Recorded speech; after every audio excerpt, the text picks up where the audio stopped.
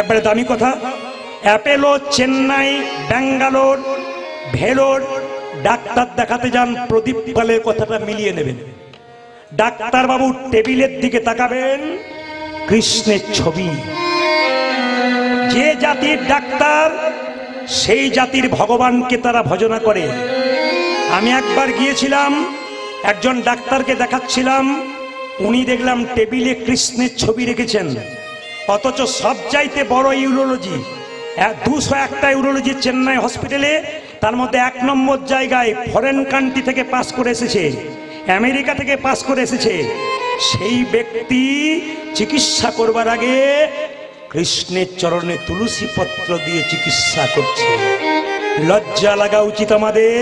একটু MA pass করে হাত তুলতে লজ্জা করে, ঘৃণা হওয়া দরকার।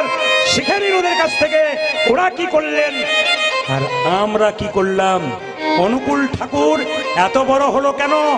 দীক্ষা কারো কাছে নেয় নাই, তার মায়ের কাছে নিয়েছিল। স্যার আইজাক নিউটন এত বড় বিজ্ঞানী, ভগবান বিশ্বাস করেছিল। আইনস্টাইন বিখ্যাত বিজ্ঞানী, জীবনে আমিষ খায় নাই, চিরকাল নিরামিষ খেয়েছে। সচিন টেন্ডুলকরের ওপরে একজন ব্যাটসম্যান হয়ে গেল, তার নাম বিরাট কোহলি। যারা পড়াশুনো করছেন দেখছেন তারা দেখে নেবেন, বিরাট কোহলি এবং অনুষ্কা স্বামী স্ত্রী দুজনে মিলে নিরামিষ খায়। অনেকে বলে নিরামিষ খেলে দুর্বল হয়ে যাবে, ওদের কাছে শিখে নিন, নিরামিষ খেয়েও পৃথিবীর 1 নম্বর ব্যাটসম্যান হয়ে গেল, যার হাতের জোরে বারবার 6 মারতে পারে। ভুল সিদ্ধান্ত নেবেন না, ঠিক সিদ্ধান্ত নেবেন। কেন?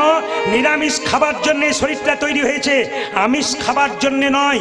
যে যত খায়, যে যত ভোগী সে তত রোগী, আর যে যত ত্যাগী সে তত নিরোগী।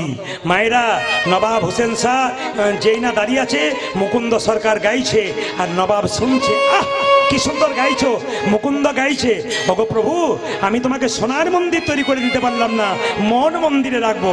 নবাব শুনছে আর মুকুন্দ গাইছে, আমার মন মন মন্দিরে তুমি মদন মোহন দাঁড়াবে গো আসি ডাকিয়া। তুই আমার মন মন্দিরে মদন মোহন দাঁড়াবে গো আসি ডাকিয়া।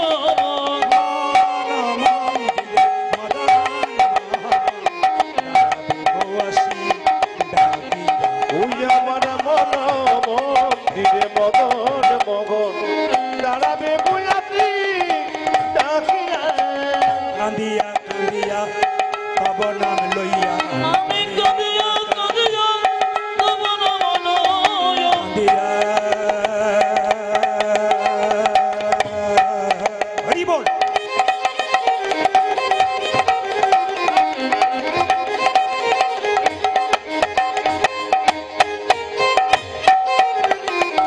হে প্রাণনা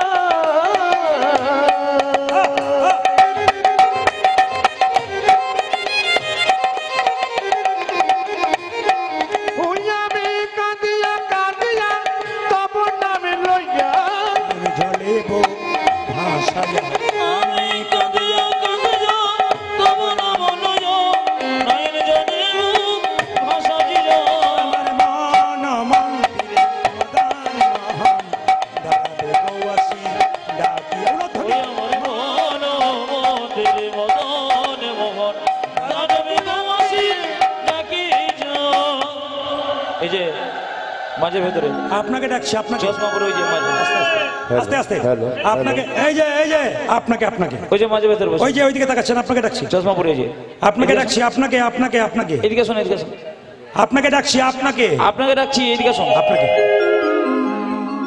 না না আপনাকে নয়, মুকুন্দ সরকারকে ডাকছি। নবাব ভয় খেয়ে যাবেন।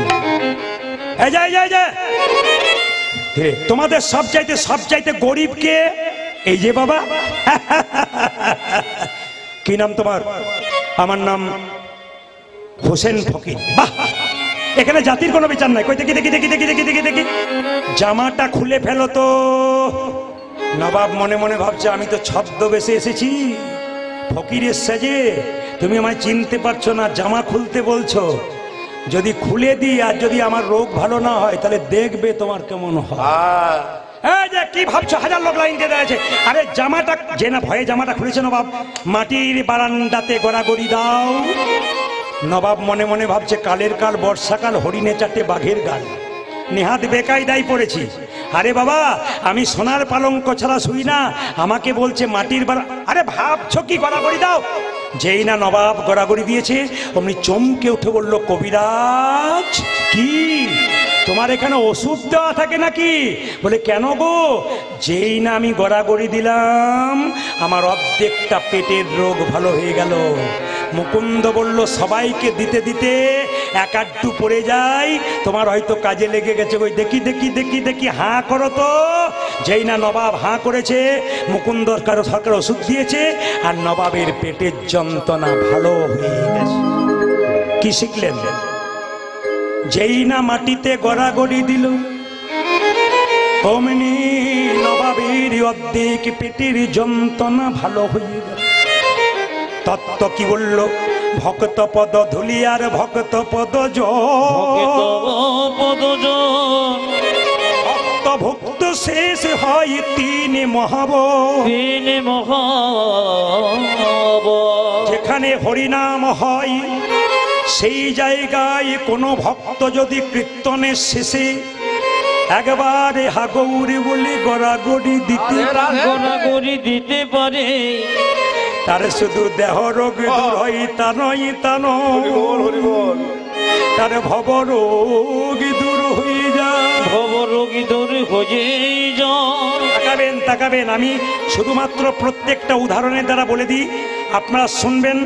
আমি কয়েকদিন আগে হুগলিতে গান করছিলাম, মায়েরা গানের বাসাতে যখন বসে আছি, তিনটে মেয়ে চার চাকা থেকে নেমে খালি বাড়ির লোককে খোঁজ করছে, প্রদীপ বাবু কোথায় আছেন। আমার বাসাতে গেলেন, তিনটে মেয়ে তিনটে গোপালকে ছেলের মতো কোলে করে নিয়ে গেলেন, নিয়ে বসিয়ে বললেন, বাবা কলকাতার সব জায়গায় পাওয়া যায় না, আমার এখানে আত্মীয় বাড়ি, তাই তিনজন চলে এলাম। ভালো করেছেন। কীর্তনের আসরে বসে আছে, সবাই লক্ষ্য করবেন যারা মায়েরা কীর্তন শুনছেন, মেয়েগুলো কীর্তনে আসরে বসে আছে, তিনটে গোপালকে সামনে বসিয়ে কীর্তন শুনছে। কীর্তন যখন শেষ হয়ে গেল, তিনটে মেয়ে ধুলোতে গড়াগড়ি দিচ্ছে। আমি একজনকে জিজ্ঞেস করলাম, দিদি এত দামি কাপড় কলকাতা থেকে এসেছো, দামি দোকান থেকে কিনেছো, কাপড়টা তোমার ময়লা হয়ে যাবে না? উনি বললেন, বাবা আপনার কীর্তনে শুনেছি স্বামীর যদি 10টা কাপড়ের দোকান থাকে, চিতাতে যখন শুইয়ে দেবে একটাও কাপড় সঙ্গে দেবে না, তাই ধুলাই গড়াগড়ি দিলাম। শুনলে চমকে যাবেন। জিজ্ঞেস করলাম, আপনি কি করেন? মায়েরা চমকে যাবেন শুনলে। বলছে, কলকাতার কোনো একটা কলেজে আমি পড়াই, মানে প্রফেসর, লেকচারার, অধ্যাপিকা। লজ্জা লাগা উচিত। সামান্য আমি বিএ পাস করে আমরা ধুলোতে গড়াগড়ি তো দূরে কথা, হাত তুলতে পারি না, তুলতে পারি না, কিন্তু লজ্জার বিষয়। কলেজে পড়াই যে মেয়েটা, সেই মেয়েটা গড়াগড়ি। আরেকজন মেয়েকে জিজ্ঞেস করলাম, আপনি কি করেন? উনি বলছেন, আমার স্বামী দাঁতের ডাক্তার, আমিও ডাক্তার। বাহ! আর একটা মেয়ের কম বয়স জিজ্ঞেস করলাম, তুমি কি করো? বলছে, দাদা আমি বিউটি পার্লারে কাজ করি। বললাম, আমিও তো করি। উনি বললেন, আপনি কখন করেন? সবসময় তো কীর্তন করছেন। আমি কীর্তনের মাধ্যমেই তো করি। বললাম, বুঝলাম না। বলে, শোনো, তুমি যখন বিউটি পার্লারে কাজ করো তখন সবার বাইরেটা ভালো করার চেষ্টা করো, আর আমি হরিনামের বিউটি পার্লারে কাজ করি ভক্তের ভেতরটাকে ভালো করার। এই হচ্ছে বিউটি পার্লারে কাজ, যেখানে ভালো ভালো কথা বলে, কথা এমন বলতে হবে রাস্তা দিয়ে ছুটে বেড়াবে পকেটে পকেটে, হৃদয় মন্দিরে কেন ওই কথা আপনি নেবেন, জীবন আপনার সুন্দর করবেন, তবে আপনার কৃষ্ণ নাম শোনা সার্থক হয়ে যাবে। মায়েরা, যেই না মুকুন্দ সরকার ওষুধে নবাবের ভালো হয়ে গেছে, নবাব চিৎকার করে বলল, মুকুন্দ কে? কে তুমি? এত বড় সাহস, তুমি আমার নাম করছো?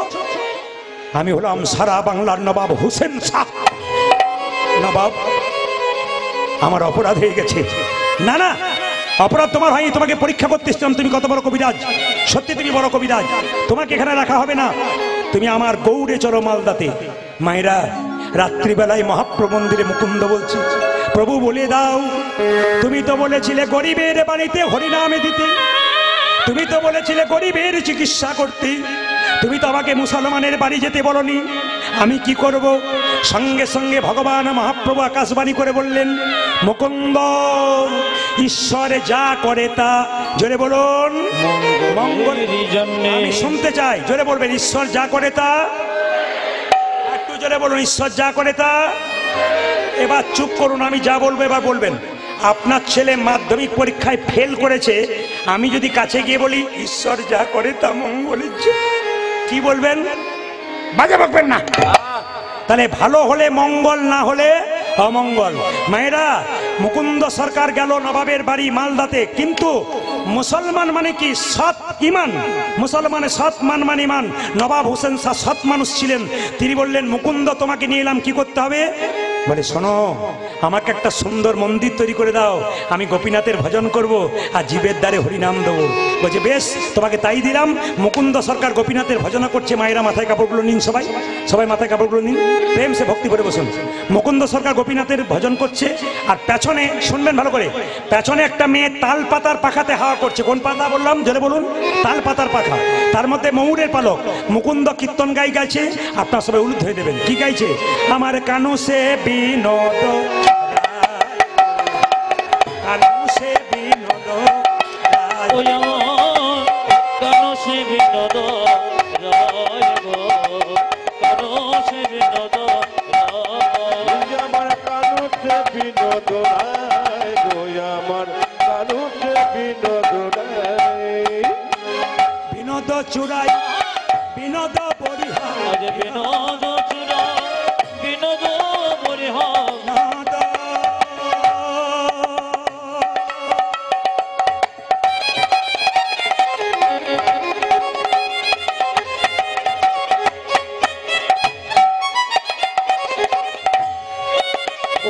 বিনোদ চুরাই, বিনোদ পরিহার, পরিহা বিনোদ জুড়েছে,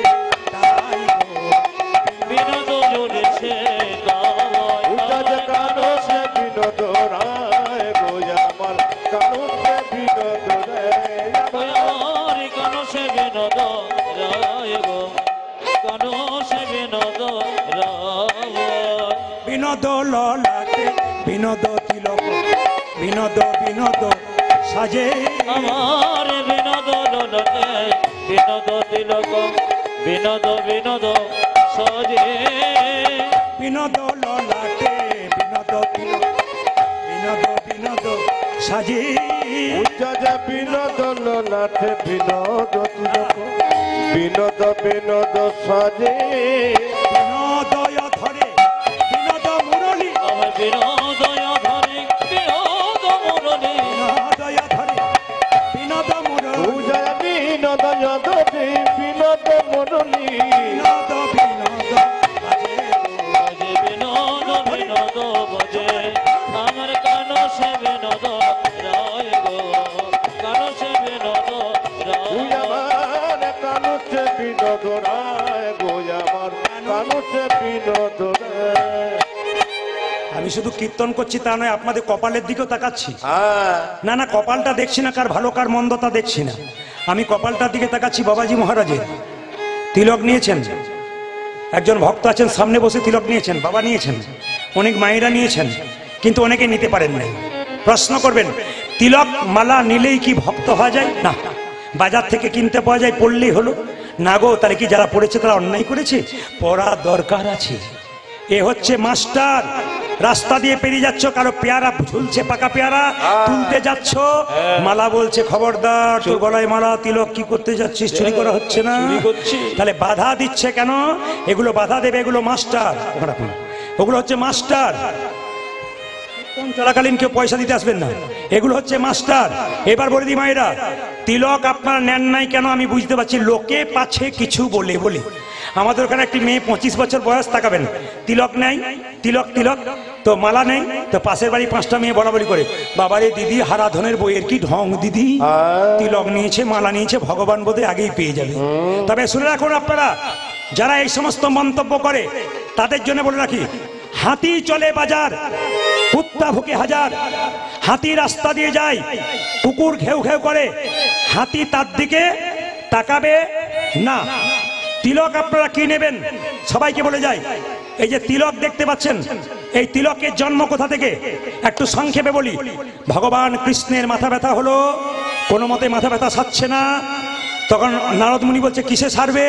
কৃষ্ণ বলল মাথা ব্যথা সারতে পারে একটা উপায়ে, কি? যদি কোনো ভক্ত তার চরণের ধুলি দেয়।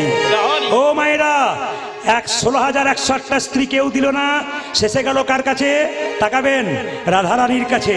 রাধারানী বলল নারদ তোমার গলার কাপড়টা দাও, আমি চরণের ধুলি দেবো। যেই না চরণের ধুলিটা দিয়েছে, অমনি সোজা নিয়ে গিয়ে কি করেছে? গোবিন্দের মস্তকে দিয়েছে। রাধারানীকে নারদ মুনি বলল কেউ ভয়ে দিল না নরকে যাবার ভয়ে, তুমি নরকে যাবে না? রাধারানী কেঁদে কেঁদে বলল আমি নরকে যাব, আমার গোবিন্দের তো মাথা ব্যথা ভালো হয়ে যাবে। ও মায়েরা, সবাই শুনে নিন, এই যে তিলক আপনারা করছেন, সবাই তাকাবেন, এই তিলকটা কিন্তু আপনারা করতে পারেন। কার তিলক? ব্রজগোপীদের চরণধুলি, রাধারানীর চরণধুলি। তিলকের দুটো দাগ, তাকাবেন আমার দিকে। সাদা তিলক আমার আছে, সাদা করুন কালো করুন একই মান। এই তিলকের দুটো দাগ, একদিকে ব্রহ্মা একদিকে মহেশ্বর, মাঝখানে ফাঁকাটা কি? বিষ্ণু। এখানে যে এইটা রয়েছে চিহ্নটা কি? তুলসী পত্র। এটাকে ভগবানের চরণ ধরলে এটাকে তুলসী পত্র ধরা হয়। যদি এটা তুলসী পত্র হয়, কতটা দেবেন? একটা নাককে 4 ভাগ করার পর 3 ভাগ অংশ পর্যন্ত এই চিহ্নটা দিতে হয়। মায়েরা, আজ্ঞা চক্র এখানে আছে, তাই কেউ যদি তিলক করতে পারে তার মস্তিষ্ক ঠান্ডা থাকে। তবে যারা তিলক করতে পারেন না, অনেকে বলেন কিছু খেতে পাবো না, তিলক করতে পাই না, তাদের জন্য বলে রাখি তিলক আপনারা করবেন, যা খাবেন খাবেন। শাস্ত্র বলল তিলকের আসল রহস্য কোথায়? যদি কেউ আমাদের মতো তিলক করতে না পারেন, এক কাজ করুন, জল তিলক করুন। স্নান করবেন মায়েরা, দাদা ভাইরা, হাতে জল নেবেন, তাকান আমার দিকে, এই আঙ্গুলে করে হরে কৃষ্ণ মহামন্ত্র বলে এই যে তিলক করেছি, এরকম তিলক আপনারা করে নেবেন, এরকম ফোঁটা দিয়ে নেবেন, কেউ দেখতে পাবে না, আপনার অনুভব হবে জল তিলক হয়ে গেল। আপনি অজান্তে গোবিন্দের কৃপা পেয়ে গেলেন, কেউ কিছু বলবেও না। আপনার তিলক না হলো, লাইনে দাঁড়াবেন তবে তো ডাক পাবেন।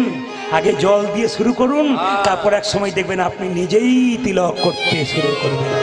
এই জন্য আগে আপনাকে লাইনে দাঁড়াতে হবে, তবে আপনি ডাক পাবেন।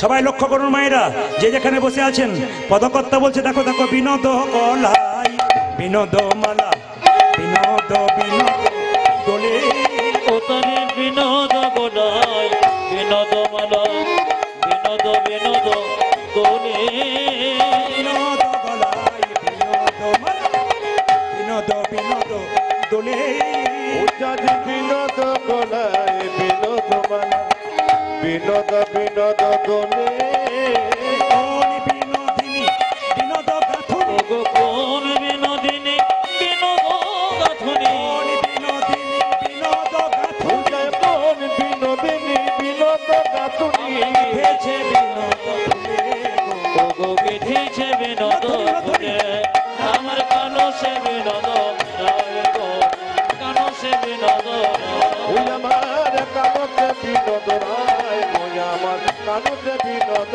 রায়, আমার কানো সে বিনোদ রায় গো, কানো সে বিনোদ ওই রায়, আমার কানতে বিনোদ রায়, ওই আমার কানতে বিনোদ রায়। এবারে দেখি তো কেমন কীর্তন শুনছেন। যখন মুকুন্দ সরকার কীর্তন গান গাইছে, পেছন থেকে একটা মেয়ে কোন পাখার পাখাতে হাওয়া করছিল? কি পাতার পাখাতে? জোরে বলুন, আর একটু জোরে বলুন। যে ঘুমাচ্ছে সে বলুন, কোন পাতার পাখাতে? তাল পাতার। তার মধ্যে কোন পাখির পালক ছিল? জোরে বলুন। কোকিলের, ময়ূরের।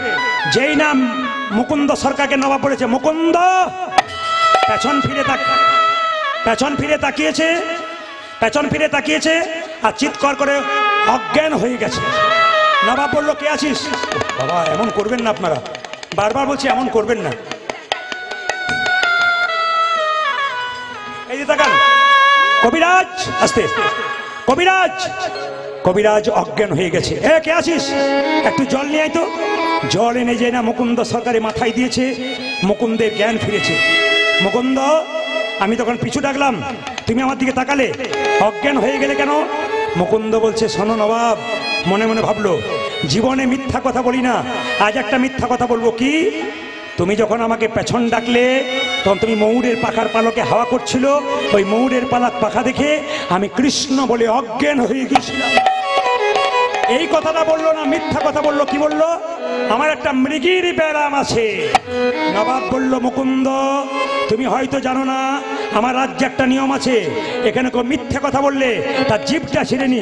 তুমি যেহেতু আমার সঙ্গে খারাপ ব্যবহার করনি, আমি তোমাকে ছেড়ে দিলাম। তবে তোমার যদি মৃগী রোগ থাকবে, তুমি যখন অজ্ঞান হয়েছিলে কৃষ্ণ বলে কাঁদছিলে কেন? তোমার যদি মৃগী রোগ থাকবে, তুমি যখন অজ্ঞান হয়ে গেছিলে চোখে জল পড়ছিল কেন? মুকুন্দ বলল, নবাব আমার অপরাধ হয়ে গেছে। অপরাধ তোমার হয়নি, অপরাধ আমার হয়েছে। তোমার মতো কৃষ্ণ ভক্তকে কেনা বোলান মনে করে আমি ভুল করেছি। যাও মুকুন্দ, তুমি বাড়ি ফিরে যাও, গোটা শ্রীখণ্ডটা আমি তোমার নামে লিখে দিলাম। সবাই মিলে চলুন, মুকুন্দ বাড়ির দিকে যাচ্ছে। সবাই হাত তুলুন।